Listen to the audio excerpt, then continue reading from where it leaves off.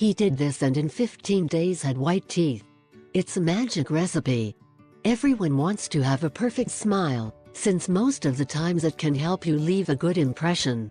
That's why we all want clean, white teeth. We present a homemade recipe that will help you to whiten your teeth. You do not need expensive treatments.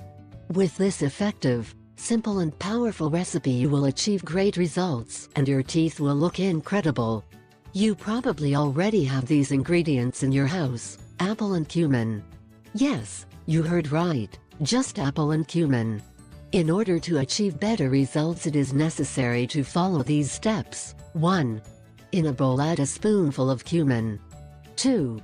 Cut the apple in half and squeeze the juice. 3. Combine cumin and apple. 4. Take a napkin. 5. Use the napkin to take some of the mixture and rub it on each tooth. 6. Wait for 2 minutes. 7. Then you should rinse your teeth and the result will be amazing. Take a look at your teeth and enjoy the view. It is very important to remember that you should not do this treatment very often, as it can destroy the enamel of your teeth. This is an awesome trick, and in order to have healthy white teeth, so you should do it from time to time.